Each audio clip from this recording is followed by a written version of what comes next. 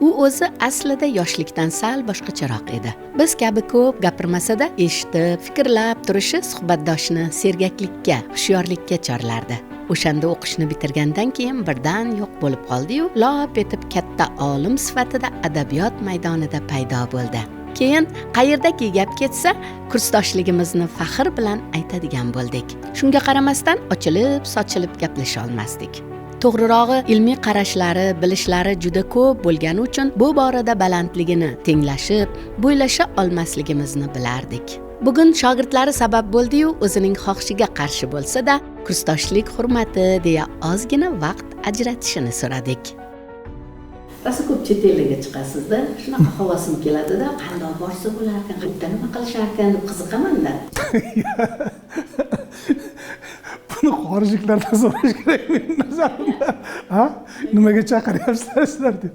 Lekin biror bir olimni xorijga chiqib kelishi albatta o'sha yerda e'lon qilgan maqolalari, biror bir o'sha chiqargan kitoblari tufayli deb o'ylayman. 96-yildan beri xorijda bo'lib o'tayotgan anjumanlarda qatnashib kelaman. Ayniqsa o'sha Turkiyada, o'sha Koreyada, Xitoyda, Yevropaning boshqa mamlakatlarida, Rossiyada. Shu paytgacha biron marta o'zim hisobimdan bormaganman. O'zlari to'laydi yo'l kirani, xarajatlar, faqat siz o'sha yerga borib ma'ruza qilib berib kelish. Takliflar bo'lgan bir paytlar. Xorijga ishga taklif qilgan. Katta pul edi o'sha paytda. Men bu takliflarni rad qildim. Hozirgacha ham afsuslanmayman. Men to'g'ri qaror qabul qildim deb o'ylayman. O'sha paytda meni chaqirishganda 4,5 ming, 5 ming dollar atrofidagi ish edi. Oyiga. O'sha paytda biz taxminan bir 200 atrofida pul olardik. Chunki hozir ular bilasizmi qancha oladi? 1,5 ming, 2 ming atrofida pul olyapti. O'sha pulni qadrsizlanishi tufayli hayot ancha qimmatlashdi u yerda.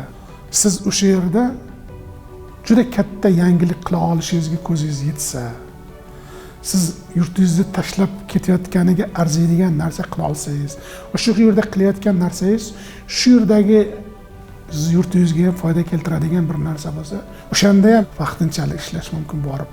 Baribir hech qayer sen tug'ilgan yurtingga, zaminga, to'proqqa teng kelmaydi. Bu yerga borganda baribir o'zingni begona ekanligingni har daqiqa his qilasan baribir. Jabbor Eshonqulov nomini bugun nafaqat o'zbek ilm fani, balki o'sha jahon ilm fani ham yaxshi biladi. Xorijdagi qator olimlar bu kishini ilm nuqtai nazaridan ham insoniylik nuqtai nazaridan ham juda hurmat qiladi, e'tirof etadi. Va bu kishining yutuqlariga, ilmda qo'lga kiritgan qator bir izlanishlariga tayanadi. Lug'at yaratish, lug'at tuzish masalasi anchayin qiyin, murakkab masala. Ayni paytda Jabbor Eshonqulovning qo'lida shu folklor bilan bog'liq bo'lgan katta hajmdagi lug'atlari bor. O'sha tush bilan bog'liq bo'lgan tadqiqotlari. Hozirga qadar biz kuzatadigan bo'lsak, o'zbek adabiyotida ham hali yurak yutib kimdir shu jarayonga dadil kirib kelgani yo'q. Bugun kun olimi, yangi davr qiyofasini aks ettiradigan olim qanday bo'lishi kerak? Shu savol agar beriladigan bo'lsa, mana shunday bo'lishi kerak deb javob beradigan inson bu Jabbor Eshonqulov. Shu talabalik paytimda g'arb adabiyotiga qiziqqanman va g'arb adabiyoti bo'yicha mutaxassis bo'laman deb o'ylaganman. Lekin taqdirning taqozosi bilan Ibrohim Haqqul bilan tanishishimiz, Ibrohim aka meni shu Fanlar akademiyasini Til va adabiyot institutiga aspiranturaga olib kelgan va shu aspiranturada menga o'zim hujjat topshirgan Xalqaro adabiy aloqalar va tarjima bo'limiga emas, folklor bo'limiga aspiranturaga qabul qilgan. Men o'shanda biroz xafa ham bo'lganman. Keyinchalik bildimki, bu taqdir bo'lgan. Chunki bizni bolaligimiz shu bevosita folklor bilan bog'liq bo'lgan. Meni otam do'mbira chetardi. Va bizni shu o'sgan muhitda hamisha baxshilar bo'lgan. To'ylarda, davralarda, yig'inlarda, tadbirlarda baxshilar doston kuylagan. Shu baxshilarning dostonlarini eshitib katta bo'lgan bolamiz. Men keyin tushundimki, aslida o'sha folklor hamma san'atlarning ibtidosi, asosi bo'lgan. Nazarimda xuddi bolalikning beg'ubor olami kabi olimlarning boshqacha bir olami bo'ladi. Bu olam liq-liq kitoblar, nazariyalar, amaliyotlar, ilmiy suhbatlar bilan to'lib turadi. Bu olam ichidagi ilmiy odamlar bir-birlari bilan rosa kelishadi. Lekin oddiy odamlar bu yerga kirib qolsa, moslashib ketishi qiyin kechadi. Chunki ular bilan til topishish uchun ko'p o'qish, tushunish, ilm ichiga kira olish zarurati tug'iladi. Tanish olimlar haqida o'ylaganimda men shunday tasavvur qilaman. Bizga o'xshagan oddiy odamlar bilan gaplashganda zerikib, qiynalasizlarmi? Shu men unday deb o'ylamayman. Birinchidan olim odamlar hammasi odam. Uni ham dardi bor, istrobi bor, quvonchi bor. U ko'ngli tushsa gaplashaveradi. Bir-biri bilan gap qo'shmaydigan olimlar bor.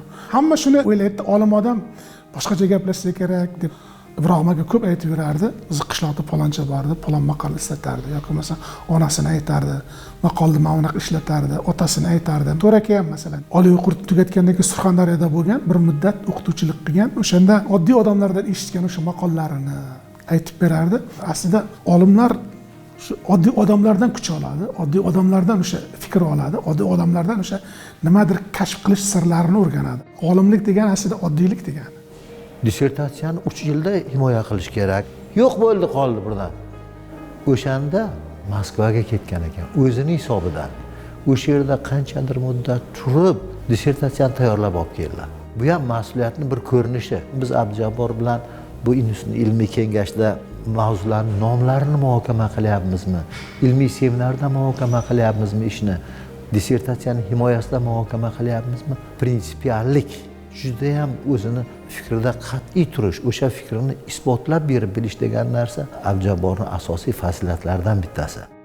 Bir paytlar men Rauf Arpining kitobini to'liq yoddan bilardim. Men nazarimda Rauf Arpi Abdulla Aripovdan keyin, Erkin Vohidovlardan keyin shariatni tamomila yangilagan bir shoir edi.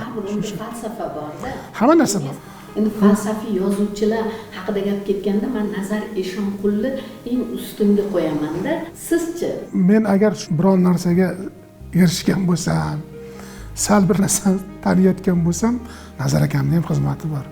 U kishi bizga bir ibrat bo'lgan. Shu kitob o'qishda biz Nazar akaga ergashganmiz. Shu jurnalistik fakultet o'qish kirishimga ham qaysidir darajada Nazar aka sababchi bo'lgan. Shuning uchun Nazar aka menga ham tug'ishgan akam sifatida, ham bir yozuvchi sifatida Nazar Eshonqulni hurmat qilaman. Jurnalistika shu fakultetga demak Nazar aka boshlab kelganlar. Nazar aka boshlab kelgan, ha. Afsuslamaysizmi? Siz baribir filologiyaga o'qiganimda yaxshiroq bo'lardi, bundan ham ko'proq kuchliroq bo'larmidim deganga o'xshagan bir fikrlar bor qolgan paytingiz bo'lmaydimi?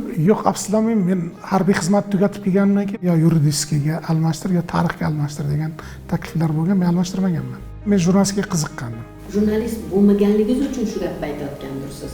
Chunki men afsuslanaman-da jurnalist bo'lganligim uchun. Yo'q, men afsuslanmayman. Yaxshi hamki jurnalistikani o'qigan deb o'ylayman. Chunki bu juda ko'p narsalarda yordam beradi. Materialda tahlil qilayotganingizda albatta sizni bir paytlar jurnalistikada o'qiganingiz ham yordam beradi. Nazar Eshonqulni katta ijodkor, yozuvchi sifatida bilamiz. Uning ukasi Jabbor Eshonqulov esa ijodkor olimlardan. U shoir, u yozuvchi. Lekin bu borada o'zini shunchaki havaskor deb bilgani sabab bo'lsa kerak, boshqalarga ko'rsatmaydi. Tarjimashunos olimlar Najmiddin Komilov, G'aybulla Salomov, Tilak Jo'ra kabi ustozlarining ta'siri va o'zining qiziqishi sabab tarjimachilik bobida qator ijod namunalari borki, bu ham o'zbek adabiy merosini boyitishda o'z o'rniga ega. Hech bir adabiyot o'zining qobig'iga o'ralgan holda taraqqiy etmaydi. Adabiyotning rivojlanishida tarjima jarayoni juda ham muhim. Men yapon klassik mumtoz she'riyatidan tarjimalar qildim. Turk tilidan Tadaqquq kitobini tarjima qildik o'sha hamkorlikda. Boshqa masalan turk shoirlarining she'rlarini tarjima qildik. Qirg'iziston yozuvchisi Sulton Raevning bir qancha asarlarini tarjima qildik. Yoki bo'lmasa amerikalik yozuvchi o'sha Artur Xeylerning Oqshom xabarlari degan jurnalistlik hayotiga bag'ishlangan romanini tarjima qildik. Ko'p bunaqa tarjimalar ko'p. Men har doim bo'sh vaqt bo'lganda albatta o'sha o'zimga yoqqan biror bir asarni albatta tarjima qilishni yaxshi ko'raman. Bu meni qiziqishim. Tilni yaxshi bilmasa ham tarjimon bo'lish mumkinmi? Yo'q, men nazarimda tarjimon birinchi navbatda o'zining tilini yaxshi bilish kerak. Tarjima qilinayotgan tilni ham albatta mukammal bilish kerak. Eng muhimi tarjimon bilan yozuvchi o'rtasida qandaydir bir yaqinlik bo'lishi kerak deb o'ylayman. Ruhiyatida bir yaqinlik. O'sha asar tarjimon asar tanlayotganda bu narsa o'zi bilinadi. Talabalik kezlarimizda shu adabiy nashrlarda Jabborning she'rlari e'lon qilinardi. Boshqalarning yozganlariga o'xshamaydigan she'rlari hammaning e'tiborini tortgan va uning ilmiy ijodiy istiqboli baland bo'lishidan darak bergan degan fikrni bemalol aytish mumkin. Unda ijodiy va ilmiy tafakkur uyg'unlashgan. Shu jihatdan Jabbor Eshonqulning yozgan ilmiy asarlari ham zavq bilan o'qiladi, odamning tafakkuriga chaqmoqdek ta'sir qiladi, yangi ohorli ilmiy nazariy qarashlar bildirgan bo'ladi. Jabbor Eshonqul o'sha jonli jarayondan juda ko'plab bizning dostonlarimizni yozib olgan. Xalq og'zaki ijodiyotni o'rganish sohasiga juda ham katta, ulkan hissa qo'shib kelyapti. Folklor obraz va talqin deb nomlangan monografiyasi yoki epik tafakkur tadriji deb nomlangan yana bir kitobi. O'zbek folklorida tush va uning badiiy talqini, mif va badiiy tafakkur degan bir tadqiqotlari borki, bu tadqiqotlar jahon folklori kontekstida o'rganilgani bilan ahamiyatli. Va Jabbor Eshonqul aynan folklorshunoslik yo'nalishida O'zbekiston Fanlar akademiyasi O'zbek tili adabiyoti va folklori institutidagi ilmiy darajalar beruvchi ilmiy kengash raisi. Haq gapni to'g'ri ayta oladigan, iste'dodsiz odamlarning bu ilmiy jarayonga kirishiga rozi bo'lmaydigan, haqparast, haqiqatparast olimlardan biri. Jabbor Eshonqul turk til qurumining a'zosi.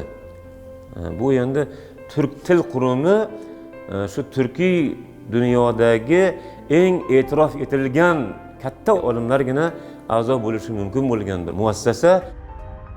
Ilmga e'tibor, ilmlilarga, ilmsevarlarga imkoniyat va imtiyoz eng ko'ngilni ko'taradigan, kerak bo'lsa ko'ngilga obodlik ulashadigan ishlardan. Lekin guruch ichida kurmak albatta bo'lgani kabi, bu borada ham muammo tug'diruvchilar uchrab turadi. Buni ilmiy kengash raisi sifatida suhbatdoshimiz yaxshi biladi. Mamlakatimizda olimlarga maoshlar ham katta, sharoitlar ham katta. Juda katta imkoniyatlar beriladi. Hozir hamma olimlikka intilyapti-da. Bu sizlarda muammolar tug'dirmayaptimi? O'sha paytda nari borsa 10-15 dollar yo 20 dollar atrofidagi maosh olganmiz. Buni qancha ekanligini u yerga borib aytishga uyalardik. Hozir olimlar uchun juda katta sharoitlar yaratib beryapti, maoshlari yaxshi. Lekin shuning uchun ham ilmiy daraja olishga intilish kuchli.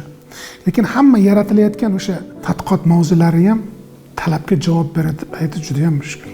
Eng yomon jihati ilgari yozilgan, masalan, Ali Xo'ja deyilgan bo'lsa, Xo'ja Ali deb kelish an'anasi kuchli. Yana bir boshqa holat bor, ko'chirmakashlik. Baribir bilmaydi, o'qimagan deb o'ylaydi. Tarjimasini ko'tarib keladi. Lekin siz uni o'qigan bo'lsangiz yoki tanish tuyulgan bo'lsa, albatta solishtirib ko'rasiz va u ko'chirmakashlik namunasi ekanligi darrov bilinadi. Talabga javob bermaydi deb albatta qaytarasiz. Ko'plar ranjiydi, ko'plar xafa bo'ladi. Eng muhimi faqat tadqiqotchi xafa bo'lmaydi. Uning ilmiy rahbari ham xafa bo'ladi. Ilmiy rahbari siz yaqin do'stingiz bo'lishi mumkin, tanishingiz bo'lishi mumkin. Ilmiy kengashning raisligini qiyin tomoni shunda. Lekin eng muhim mas'uliyat nima? Eng muhim mas'uliyat baribir ilmga loyiq odamlarga yana bahosini berish kerak. U savolni o'zingizga berish kerak. Men shu ishga xolis bo'la olyapmanmi? Shu ish ilmga foydasi tegadimi, tegmaydimi? Biz ikkovimiz Qo'ng'irot urug'idamiz. Shu Jabbor akani keskirligi, dangalligi kelib qolganda men ozgina izoh beraman. Meni og'am birdan aytib qo'yadi-da. Biz tabiatimiz shunaqa. Shu Qo'ng'irotda bor sifatini o'zini siyratida joylagan olimlardan bittasi deb bilaman. Naim aka akademik To'ra Mirzayev haqida gapirayotib, To'ra Mirzayev ikkita qanoti bor-da, juda havas qilaman-da. Bittasi Shomirza, bittasi Jabbor derdi. Jabbor akani shu sifatini hurmat qilish kerakki, tanqid qilsangiz, o'sha qarshi fikrda aytsangiz, sizni battar hurmat qiladi. Jabbor akani otalarini Solih bobo haqida bizim momomiz ko'p gapirardi-da. Gapiga to'ymaysan, uni shunday ma'nili odamga derdi. Bugun Nazar Eshonqulni ko'rganda, Jabbor akani maqolalarida o'sha masalaning tub mohiyatiga e'tibor qaratishda o'sha Solih boboning siymosini ko'rganday bo'lasiz. Bu el ilmidan oziqlanishda. Jabbor aka agar boshiga ish tushganda birinchi xabar oladigan, birinchi qo'l cho'zadigan og'alardan-da. Bundan bir necha yillar oldin Jabbor aka birdan Turkiyadan telefon qilyapti. Men keluvdim, Sanobarxon menga o'g'lingiz adresini bering. Boshqa shaharga borib meni o'g'limni topibdi. O'rtoqlari bilan bir joyga olib borib mehmon qilib, siylabdi. keyin o'g'lim chiqib siz bilan ishlaydigan odam meni izlab keldi ona, qiynab qo'ydim o'zim muammom bilan, lekin baribir seni kimdir izlab kelsa musofirchilikda boshqacha ta'sir qilarkan, rahmat aytib qo'ying deydi. O'sha Oynaxon momam gapi bo'lardi, jami Qo'ng'irot senga tog'a bo'ladi derdi. Bolam tog'ang izlab boribdi dedi. Ertaga sen bir tog'a bo'lib boshqa birovni izlab borasanki, yaxshilik halqalari mana shunday bog'lanib boradi dedim. Filologiya fanlari doktori professor Jabbor Eshonqulov folklorshunos olim. Folklorni barcha fanlarning, adabiyot va san'atning asosi deyishadi. Chunki folklor xalq ijodi, el ilmi sanaladi. El ilmidan foydalanish ustozlardan qolgan meros. Bu meros omonat. Omonatni kelajakka to'ldirib, boyitib yetkazish vazifasi yuksak mas'uliyat. Folklorni bilgan mutaxassis adabiyot, san'atning barcha sohalarida shaxdan bora olishi shubhasiz. Yurtimiz folklorshunosligida har bir olimning o'z o'rni bor. Jumladan Zubayda Husaynova topishmoqchi, Muzayina Alaviya xalq qo'shiqchisi, Komiljon Imomov xalq ertakchisi, To'ra Mirzayev xalq dostonchisi sifatida tanilgan. Jabbor Eshonqulovni esa dev deyishadi. Chunki uning ilmiy tadqiqotlari shundan boshlangan. Nomzodlik ishim o'zbek folkloridagi dev obrazining mifologik asoslari va badiiy talqini edi. Aytilgandaki, dev obrazi boshqa xalqlardan turkiy xalqlarga kirib kelgan.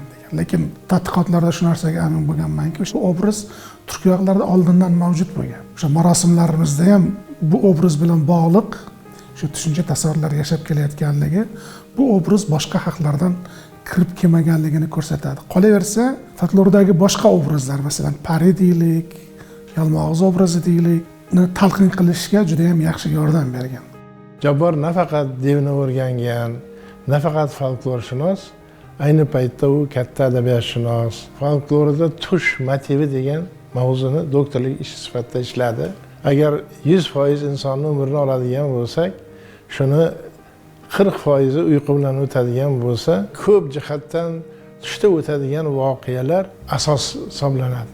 Folklorda tush alohida o'rin tutadi va shu uning o'rnini, vazifasini, semantik ko'lamini Jabbor alohida o'rganib chiqdi. Jabborning o'zbek folklorida tush monografiyasini o'qisak, biz tushga oddiy deb qaramaymiz va tushning folklordagi, adabiyotdagi vazifasi va o'rnini boshqacharoq anglaymiz. Tushlar g'oyibdan kelgan maktubga o'xshaydi. Tushni bilish, ta'birini anglash hammani qiziqtiradi. U hayotimizda muhim o'rin tutadi. Shuningdek, folklorda, adabiyotda ham shunchalik muhim sanaladi. Jumladan, Alpomish dostonida Alpomishning, Qorajonning, Barchinoyning tushlari orqali go'zal tushlar bayoni keltiriladi. Go'ro'g'li turkum dostonlarida juda ko'p ertaklarda ham tushlar motivi keltirilishini bilamiz. Hatto Zahiriddin Muhammad Bobur va Amir Temur kabi bobokalonlarimiz ham tushga befarq bo'lmagani to'g'risida o'qiganmiz. Men o'zimni bolaligimdan eslasam, tush odamning hayoti bilan chambarchas bog'liq. Go'zal tushni bayoni kelgan asarlar sanoqli deb aytishim mumkin. U tush motivini bilmasangiz, dostonni to'liq mazmuni, mohiyatini anglash juda ham mushkul bo'ladi. Shuning uchun bu motivni bilish, ya'ni bizda mutaxassislarda bitta gap borki, butunni bilish uchun oldin qismlarni bilish kerak deydi. Shuning uchun biror bir asarda ertak bo'ladimi, doston bo'ladimi, mazmunini, mohiyatini bilish uchun kichkina bir motivni bilish kerak. Men bir narsaga qayta ishonch hosil qilganman. Alpomish dostoni Fozilillo Sho'g'li varianti juda ham mukammal. Va bu mukammallikni hatto oddiygina o'sha tush bilan bog'liq motiv talqinida ham biz ko'rishimiz mumkin. Bugun Jabbor yozgan ilmiy asarlarning o'zini agar ko'z oldimizga keltiradigan bo'lsak, ularning umumiy miqdori 400 tadan ortiq. Bularning orasida darsliklar bor, o'quv qo'llanmalari bor, monografiyalar bor, alohida to'plamlar bor.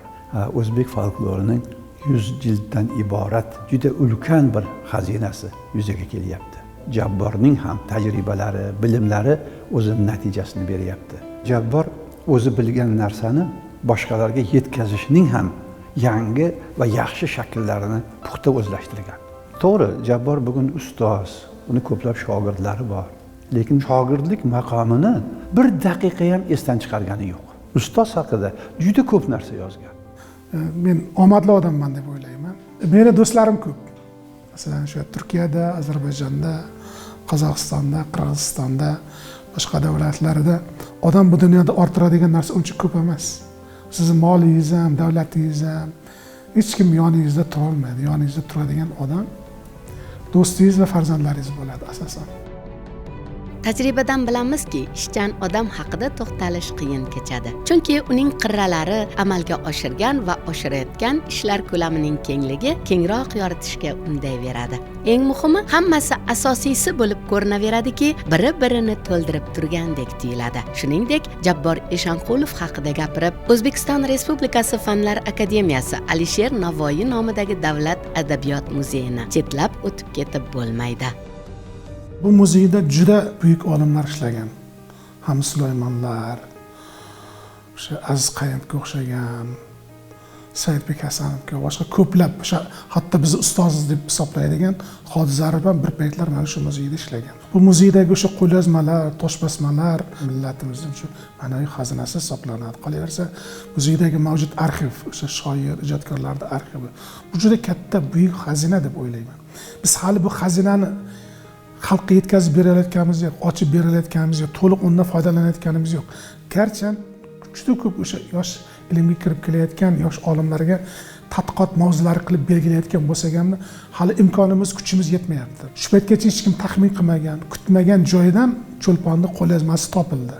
Jadid adabiyotini, mazmunini, mohiyatini tushunishda bunga qo'lyozmalarni o'rnish juda ham muhim deb o'ylayman. Meni xursand qiladigan jihati, keyingi paytlarda shu ilmga, adabiyotga juda katta e'tibor berilyapti. Juda katta imkoniyatlar yaratib berilyapti. Mana shu imkoniyatlardan foydalangan holatda muzeyimizga o'sha yoshlar kelyapti. 2017-yildan beri mana bizni Alisher Navoiy nomidagi Davlat adabiyot muzeyida direktor lavozimida faoliyat ko'rsatib kelyapti. Muzeyda ilmiy potensial karraga oshdi. Abdujabbor Eshonqulov kelgan yillari muzeyning arxiv bo'limidagi materiallarga qaytadan jon kirdi. Adabiy meros jurnali bir qadar to'xtab qolgan edi. 2020-yildan beri mana jurnalni muntazam ravishda chop qilib boryapmiz. Jurnal hozir Oliy attestatsiya komissiyasining doimiy ro'yxatidan joy olgan. Tahririyat a'zolari orasida bir qator xorijlik tadqiqotchilar bor. O'tgan yil 16 ta kitob nashr qilindi. Bo'lmasa muzeyni ilmiy xodimlarini sori 10 ga bormaydi. Shu ilmiy natijalarga erishishimizni sababchilaridan biri Jabbor Eshonqulov sanaladi. Bizda juda katta boylik bor. Mana Fanlar akademiyasini O'zbek tili adabiyot folklor institutida folklor namunalarining arxivi bor. Juda ham noyob arxiv. Dunyoda tengi yo'q arxiv deb bilaman. Fond deb bilaman buni. Yo'q bo'lmasa Fanlar akademiyasi sharqshunoslik institutida bizni Alisher Navoiy nom Davlat adabiyot muzeyida folklorga taalluqli juda ko'p manbalar bor. Juda ham noyob manbalar. Ba'zan menga shunday tuyuladi-da. Shu xazinani ustida o'tiribmiz, lekin buni shu kengroq targ'ib qiladigan, dunyoga tanitadigan yo'llarini o qadar yaxshi bilmayotgandim. Xuddi masalan degan Xodizarovlarga o'xshagan, To'ra Mirzayevlar kengroq tanitadigan ishlar qilishimiz kerak deb o'ylayman. Bu dunyo bir kam dunyo, bekam dunyo ekanligidan kelib chiqib, suhbatdoshimizdan shu haqda so'radik. O'zingiz xatolaringizni topgan, xafa bo'lgan paytlaringiz bo'ladimi? Ko'p bo'lgan. Yetarli darajada ota-onamning qadriga yeta olmadim deb o'ylayman. Ularda hamisha yonida bo'lish menga nasib qilmadi deb o'ylayman. Ulardan olish mumkin bo'lgan narsani hammasini ham ola olmadim deb o'ylayman. Xatolaringiz ko'p bo'ladi baribir. Faqat shu xatolarni siz tan olishingiz, ham bilishingiz kerak. Olim odam degani xatosiz odam degani emas. Shu xatonidan to'g'ri xulosa chiqaradigan odam bo'lishi kerak. Endi bu gapingizdan keyin bitta savol tug'iladi-da. O'zingizni o'g'lingiz bor. O'g'lingiz o'zingizdek o'g'il bo'lishini xohlamadingiz? Qaysidir jihatlaridan balki bo'lsa yaxshi bo'lardi deb o'ylayman, lekin to'liq menday bo'lishini istamagan bo'lardim. Har doim ota-onasini yonida bo'lishini masalan men istagan bo'lardim, har doim. Hozir birga turamiz. Balki o'sha birga turishingiz ham bu sizning xohishingizdan kelib chiqqan sharoitdir. Balki chunki meni o'g'lim bakalavrda ham xorijda o'qimoqchi bo'ldi, lekin men ruxsat bermadim. Singapurda tugatib Toshkent davlat Shashlos universiteti magistraturani birinchi kursida o'qiyapti. Magistraturani tugatgan doktorskini o'sha xorijda qilasiz. Siz magistraturani ham shunaqa deganingiz deb xafa bo'lmang-ku, ota-ona sifatida o'sha ota-onangizdek bag'ri keng emas ekansizmi degan fikr kelyapti. shu fikr mendan ham o'tgan. Ehtimol bu meni xatomdir balki, lekin farzandingizni o'zi mustaqil fikriga ega bo'lib, o'zi o'sha shaxs bo'lib oyoqqa turishi juda ham muhim narsa.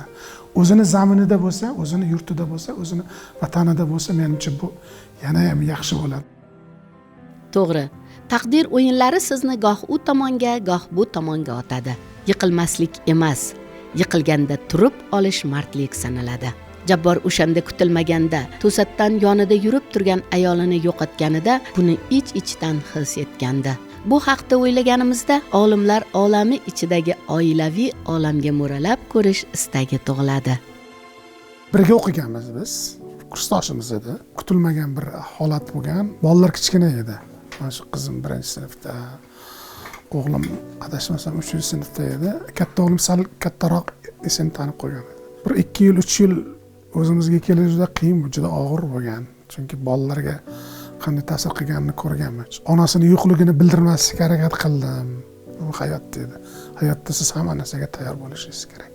1999-yil edi. Bolalarni uyga borib, otam bilan o'sha 1-2 kun turib, tushlikni birga qilgandik uyda, qishloqda.